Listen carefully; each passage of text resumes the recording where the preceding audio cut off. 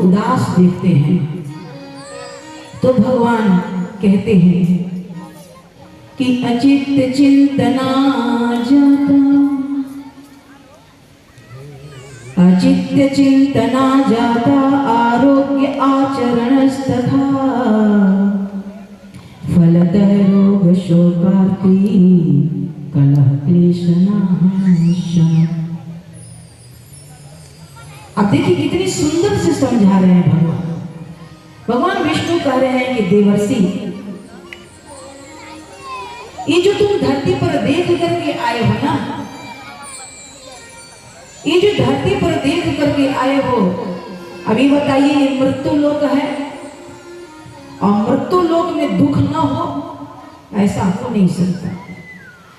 स्वयं परमात्मा भी अगर मृत्यु लोक में आएगा तो यहाँ के नियमों में रहना पड़ेगा, यहाँ के दुख सुख को उसको भी उठाना पड़ेगा और यहाँ के कर्म फल को उसको भी काटना पड़ेगा। भगवान नहीं बच सकता, मनुष्य की क्या बात है।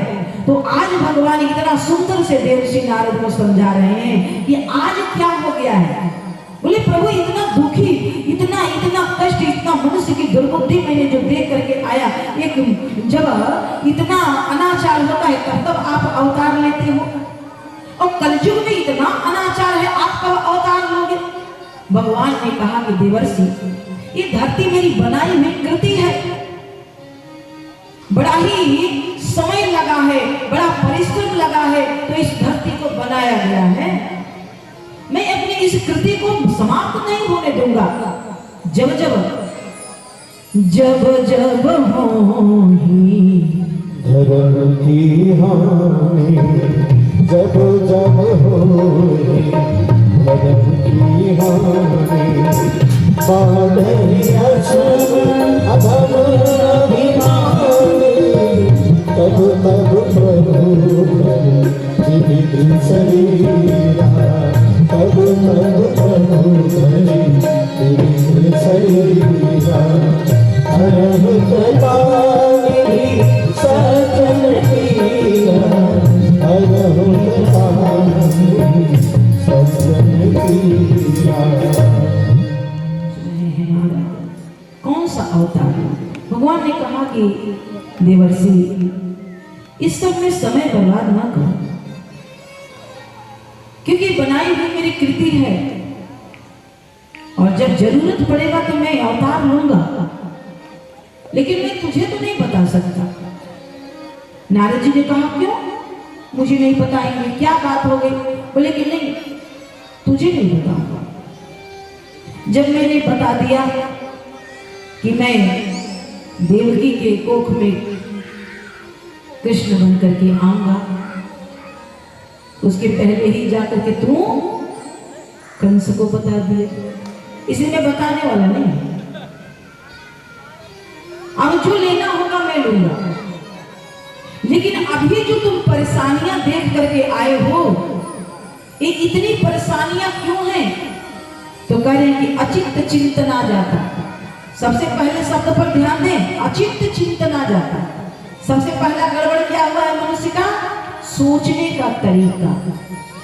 जो नहीं सोचने योग्य है उस पर चिंतन चलता रहता, उस पर चिंतन चलता रहता।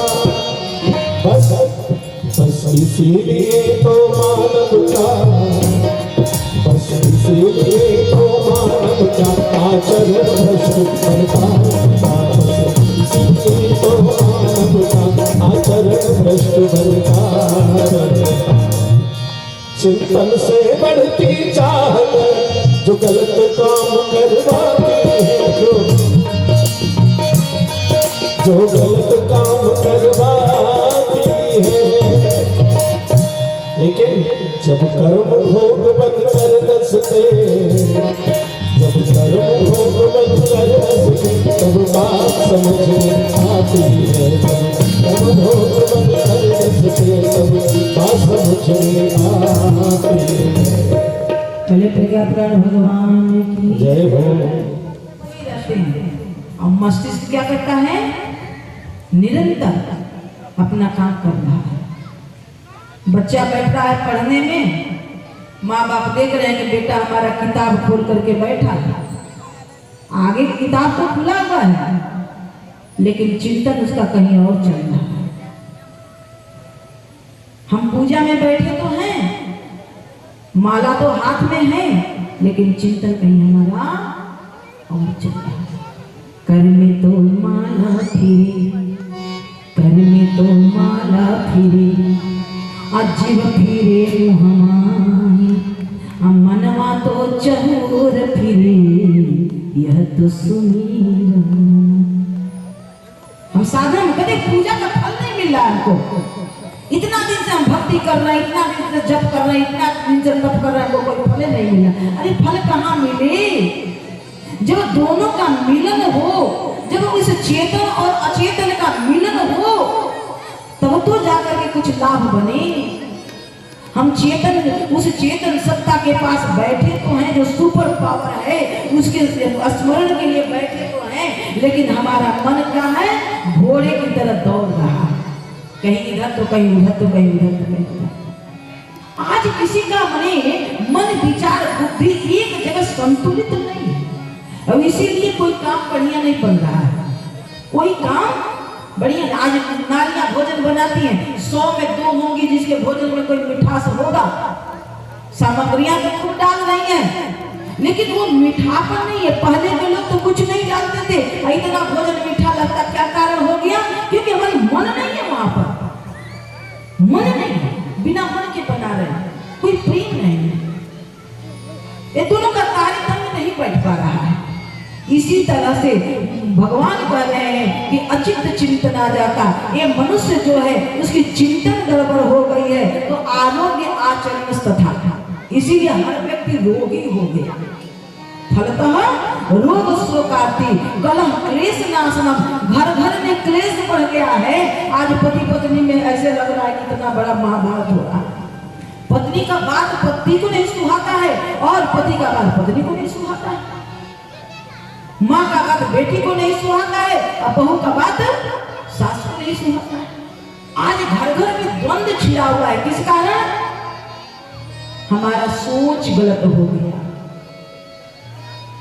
मेरे प्रज्ञा प्राण भगवान की सोच गलत हो गया है।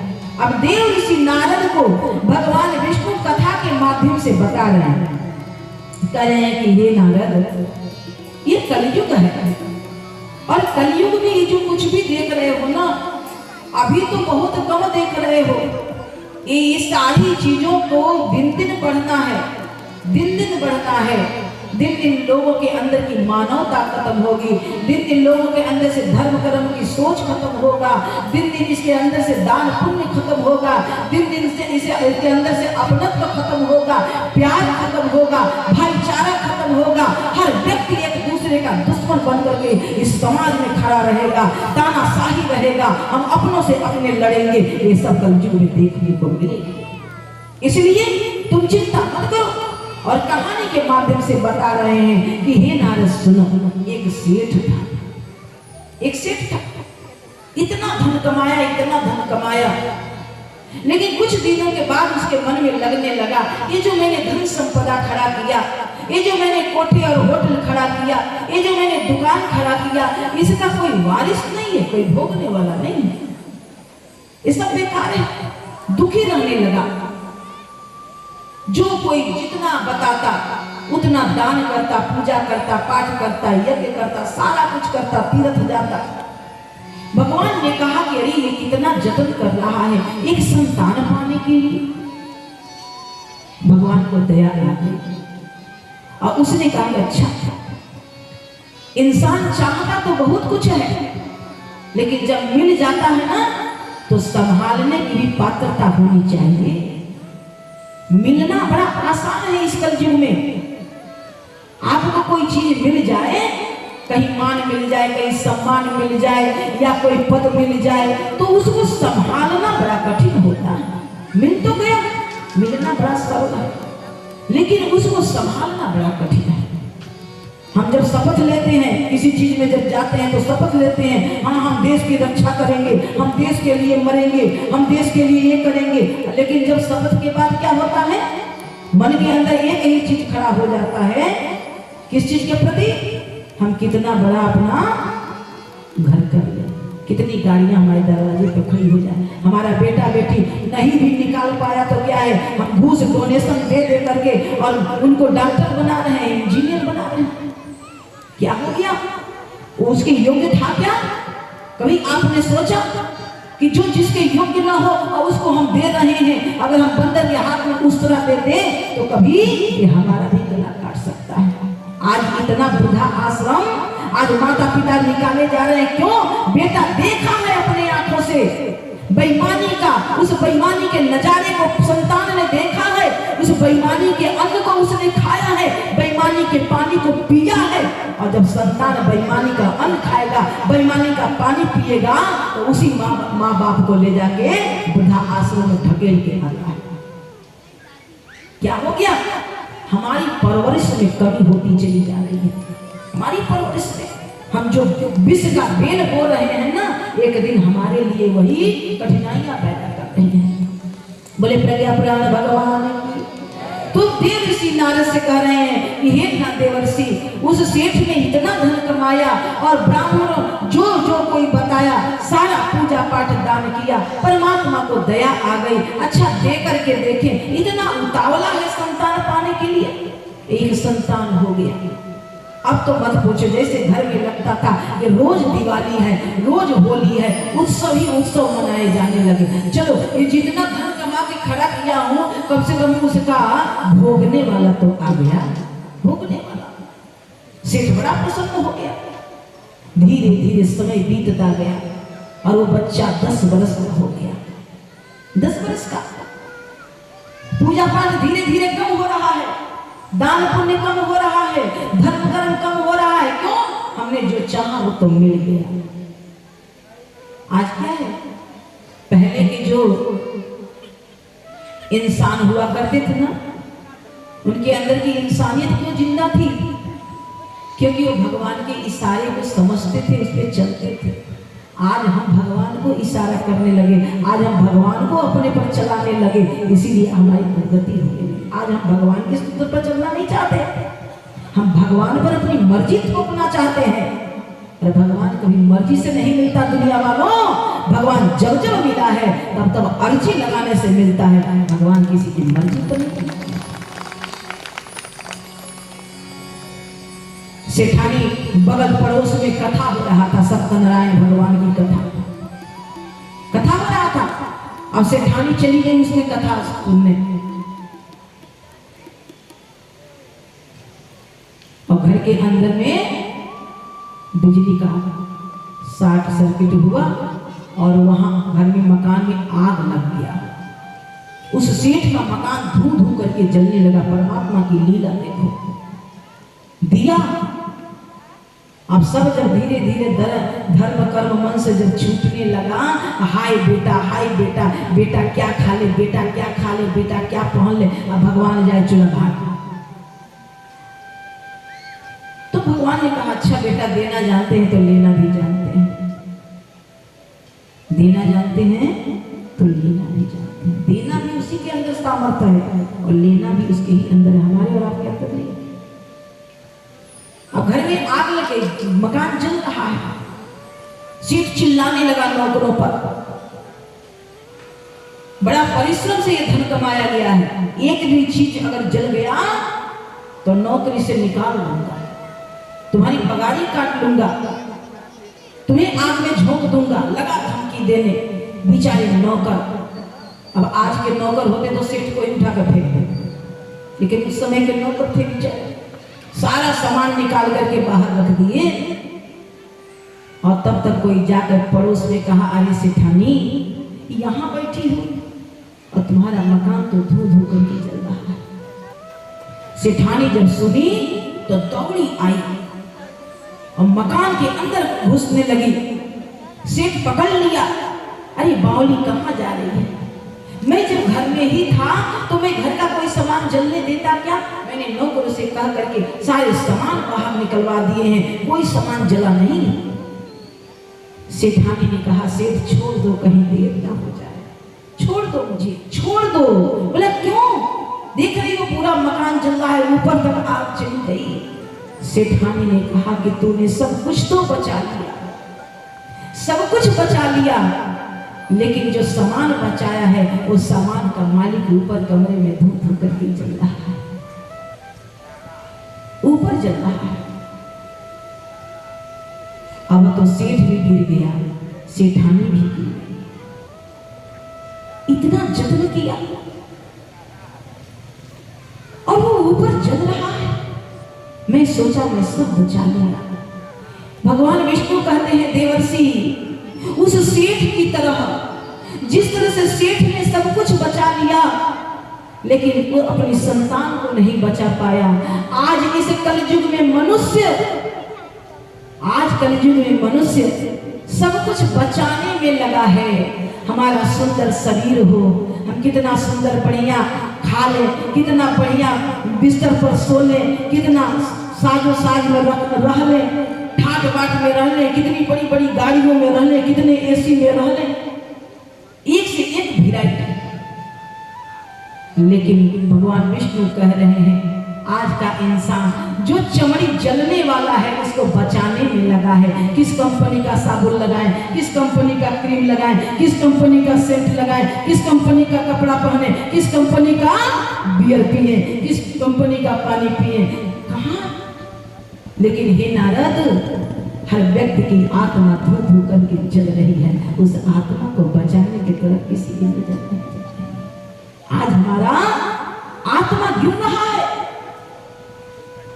हमारा संस्कार गिर रहा है, हमारा सोच गिर रहा है, हमारी संस्कृति गिर रही है, हमारी मानवता गिर रही है, हमारा ध्यान उसके तरफ नहीं जा रहा है। हम चमड़ी बचाने में लगे,